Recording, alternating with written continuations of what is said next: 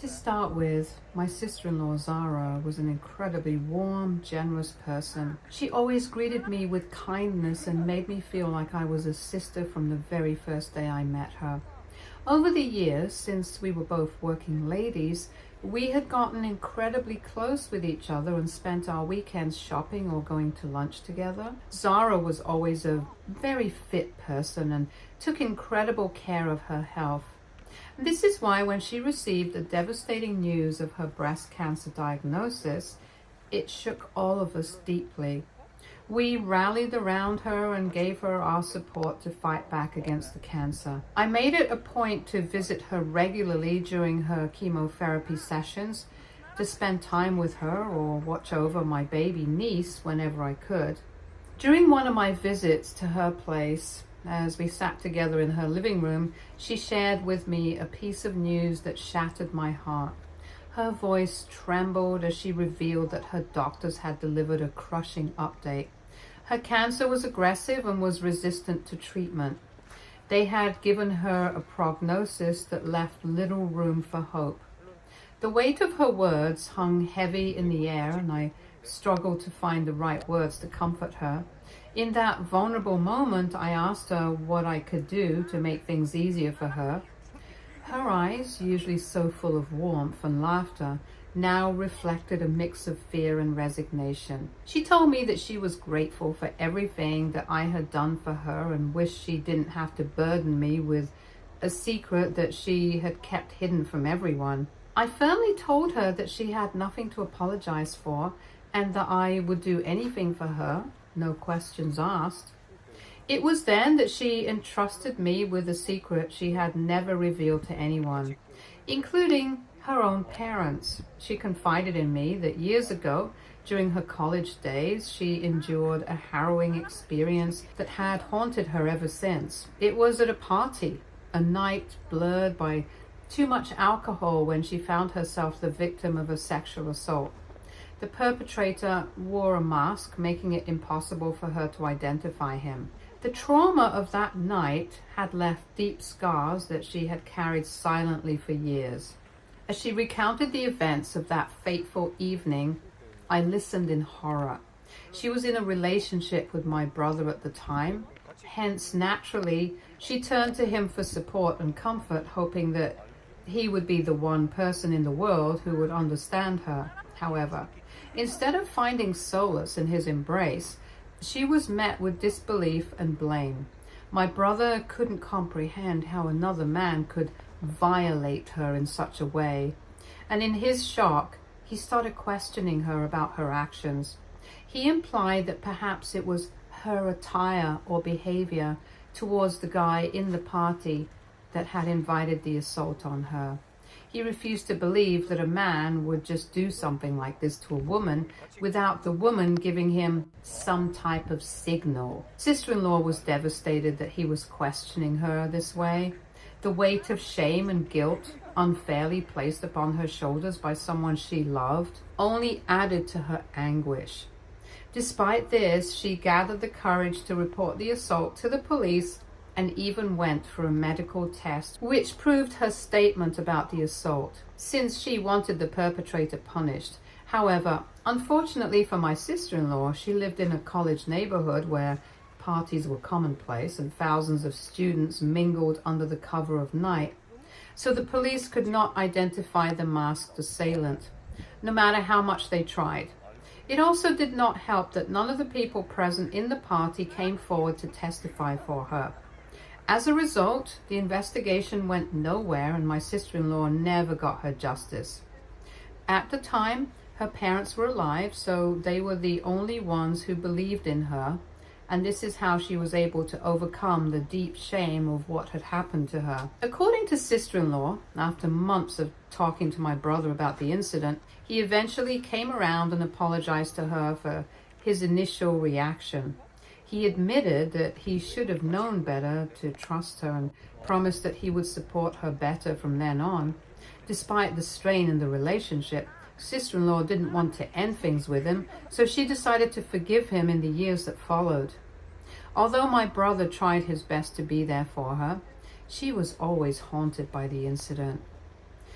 I was devastated hearing this, since my brother had never mentioned any of this to me. Sister-in-law pointed out to me how my brother never liked talking about this, and he had in fact told sister-in-law to always keep this incident a secret, as if it was dirty for others to find out. I squeezed sister-in-law's hand softly and told her that I did not judge her for anything that had happened to her, because it was never her fault. Sister-in-law smiled back wryly and told me that she had more to tell me. She spoke haltingly, as if each word was both a confession and a plea for understanding. She then revealed that she had been sexually assaulted again after the first incident, but this time it was by her former boss at her previous job. I remembered how 2 to 3 years ago she had left her job out of the blue, even though she had always liked working at her position. Sister-in-law had never told me the reason why until then. Her hands trembled as she recounted the fear and helplessness she felt during the second assault. She told me she felt numb with shock during the entire thing and was only able to move once the assault had ended. Tears streamed down her face as she fled the scene in a haze, her whole body shaking with the weight of what had just happened. She described feeling disconnected from everything, as if she were experiencing the entire ordeal from outside her own body. Later, when she sat in her car crying, her initial thoughts turned to my brother, and she knew from his last reaction that he would again blame her this time. She told me how she felt that shame returning when she realized she had let yet another man violate her without her consent. She felt unclean and disgusted towards herself. This time, the trauma took a toll on her mental health because, unlike last time, she didn't have anyone to talk to anymore. Her parents had passed away and she was scared to open up to my brother. As a result, she plunged into depression and even had a few panic attacks. Sister-in-law told me that she wrestled with the decision to report the assault to the police and get her boss arrested or protect her marriage. Then, 3 weeks later, she discovered she was pregnant. At that moment, she knew with certainty that the child was not my brother's. The weight of this realization depressed her further. She was unsure of how to break the news to my brother, since she thought he would definitely ask her for a divorce. As a result, due to her depleting mental health, sister-in-law had resolved to end her life. She told me how at that time she felt so helpless, since she lacked the strength to terminate the pregnancy and also didn't want people to find out about her assaults. I listened to her story, holding back tears, not able to believe everything she had gone through, silently without any of us realizing anything. Sister-in-law continued to tell me how the evening when she had chosen to end her life with sleeping pills, everything suddenly changed when my brother, out of nowhere, discovered the positive pregnancy tests in the washroom. Instead of waiting for an explanation, he started jumping up and down in joy, expressing his happiness that she was pregnant and that they could finally start a family together. Caught up in his jubilation and enveloped in his embrace, she found herself unable to shatter his happiness with the truth. She later confided in me how ashamed she felt for not finding the courage to tell him the truth that day, or over the course of the last 2 years, that the child was never his. Sister-in-law told me how every time she witnessed the tender moments between her daughter and my brother, her heart broke anew. Tears streamed down her face as she apologized to me for lying to my brother and everyone else, and even called herself a coward and a loser who didn't deserve such a wonderful family like ours. According to her, she felt getting cancer was God's way of punishing her for her lies. She told me she would be eventually confessing everything to my brother before she passed away. However, she wanted me to promise her something. It turns out that she wanted me to look after her daughter when she was gone. She held my hands as she begged me that, since she didn't have any family members left, as both parents and grandparents were long gone, I was her only hope, who could potentially take care of her daughter if my brother didn't accept the child after finding out the entire truth. I was quite shaken after hearing everything and took some time to process everything. As a woman myself, I felt a deep sympathy for everything she had been through. I knew she was telling me the entire truth because she was dying and needed to get everything off her chest. Of course, I understood that she had lied to my brother all this time about being the father of the baby, but she was also clearly remorseful, and at this point, there was nothing I could do other than to assure her that I would raise my niece myself if I had to. She breathed a sigh of relief after I made my promise to her. Over the weeks, as sister-in-law's illness progressed, I continued to visit her, holding on to her hope of survival even as the reality of her condition grew stark. Through it all, she remained courageous as much as she could. In the end, she passed away peacefully in her sleep. Her absence has left a void, but her spirit continues to still inspire me to live this life with compassion and gratitude. She has taught me that even in the darkest moments, there can be moments of grace and beauty if only we have the strength to see them. She was more than a sister-in-law to me. She was my friend and a true confidant. After her passing, my brother shared with me the contents of a letter left behind by my sister-in-law, laying bare the painful truths she had confided in me earlier. It was a heartbreaking revelation for him to learn that the child he had embraced with such joy was not biologically his own. His grief and anger were palpable as he grappled with this new reality, compounded by the recent loss of his wife. In his sorrow, he could not bring himself to hold the baby any longer, instead informing our parents and me that he would be giving her up. I firmly told him that sister-in-law wanted me to look after my niece, so I wanted to take care of her if he no longer wanted her. And this is how I brought my niece into my home without any hesitation. I felt so sad for her since she had just lost her mother, and with no other family left, her parents and grandparents long gone, I knew she needed a stable and loving environment at the time. Later, when we gathered for the reading of my sister-in-law's will, emotions were already high since everyone by then already knew that my niece didn't belong to my brother. A lot of my family members were divided about this news. However, sister-in-law was no longer with us to take on their wrath. According to her will, she had made clear and deliberate provisions for her daughter's future, leaving every asset and resource she had made over the years for her daughter's well-being. Since sister-in-law had received an inheritance from both her parents as well as her grandparents, she had a considerable amount of money to give. To my brother's disappointment, there was nothing allocated to him, a decision that only deepened his pain and sense of betrayal, and he loudly exclaimed how it was wrong of her to not leave him anything. In her will, sister-in-law had exclusively mentioned that she entrusted the management of these funds to me if I would be willing to take on the role of caring for her daughter. I was surprised by this news, and so was everyone else who was present. I guess this is why sister-in-law wanted me to make that promise to her weeks ago before she passed away, so she could change her will accordingly. She was right to trust her instincts and not let my brother have access to her funds, because if that were the case, he would have never let my niece have anything and would have abandoned her without any money.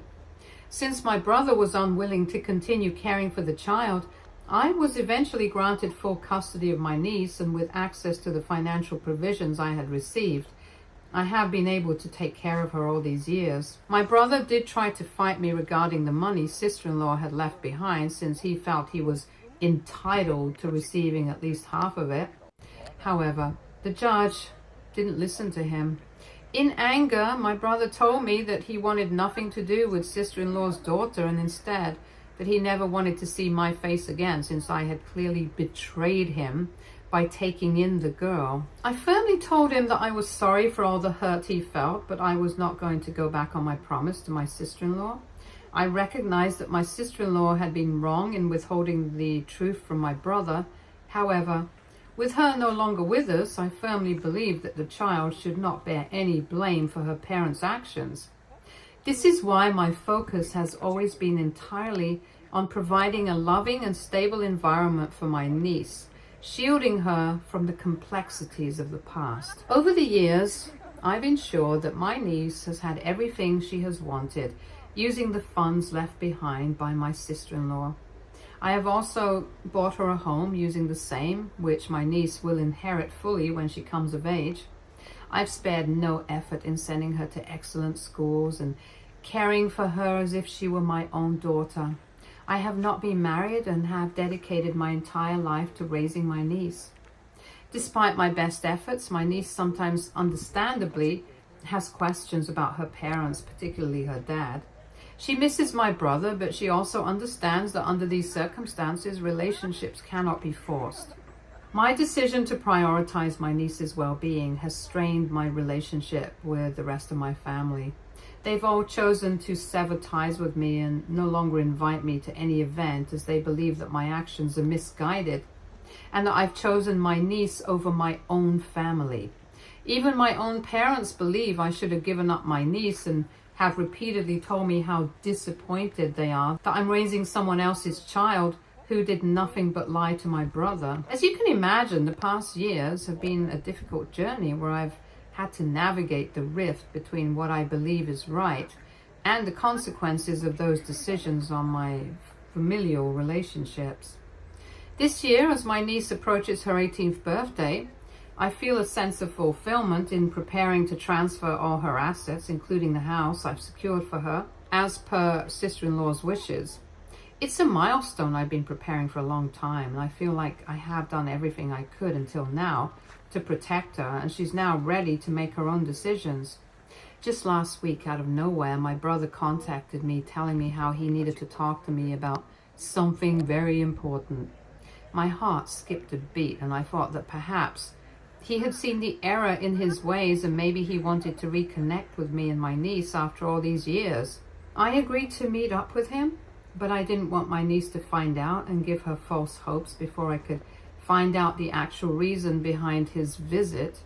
Hence, I arranged for us to meet while she would be at school. When my brother arrived, there was a mix of anticipation and genuine warmth as we caught up with small talk. My brother told me how he had since remarried, and I was pleasantly surprised to hear that he even had 2 children of his own.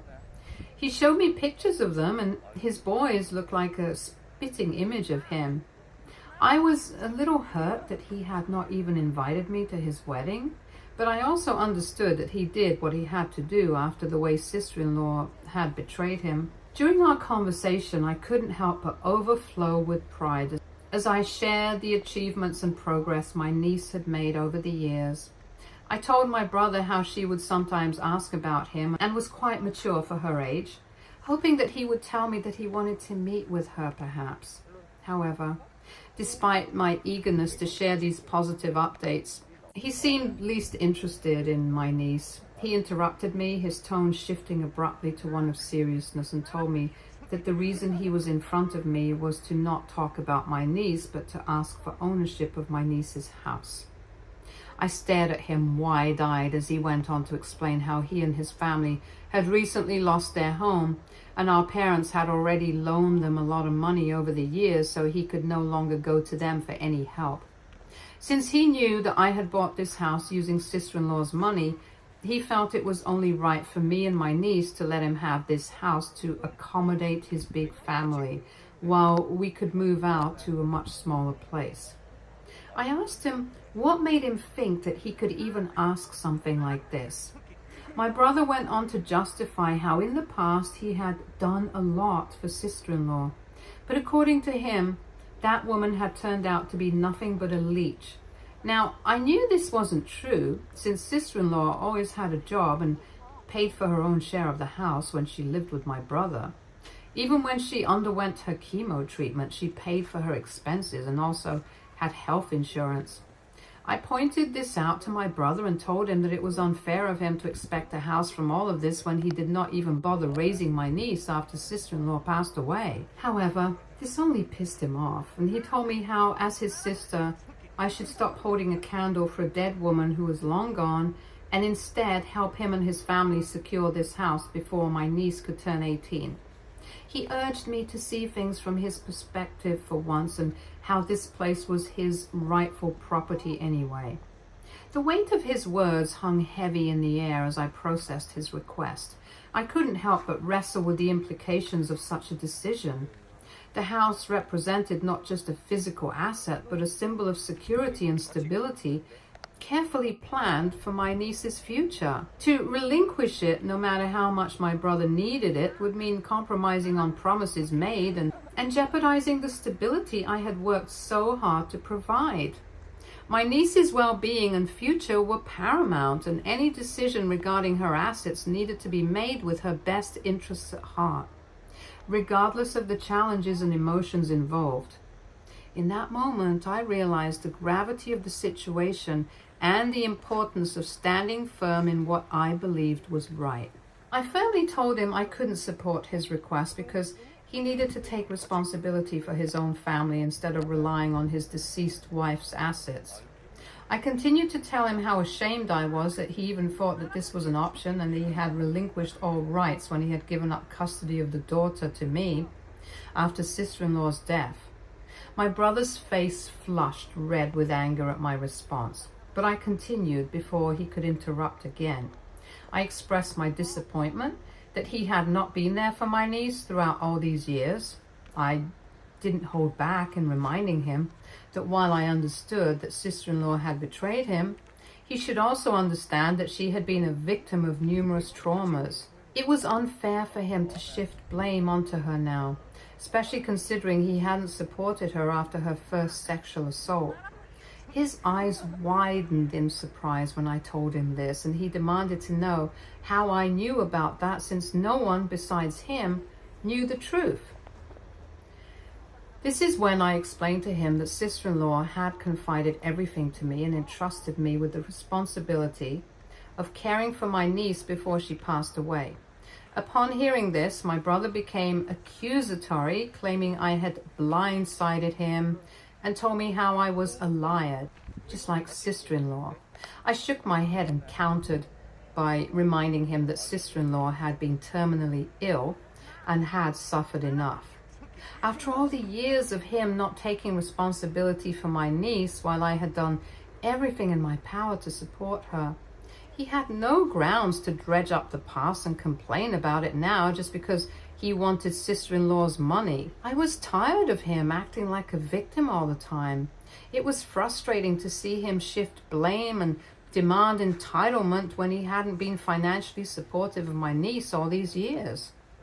His audacity to come after 16 years and request ownership of her house felt like a slap in the face, disregarding all the sacrifices and efforts I had made to ensure my niece's well-being and future stability. My brother was pissed I was not giving in to his demands. Ever since our conversation, him and my parents have been repeatedly calling me, demanding that I am being difficult for no reason and that I should have family loyalty for them rather than my niece. It's so weird and scary that when it comes to money, even your blood relations can turn into animals.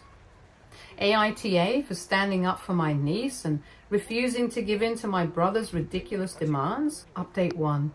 First of all, I'm blown away by how sweet everyone has been in my DMs and in the comments. Thank you for making me smile.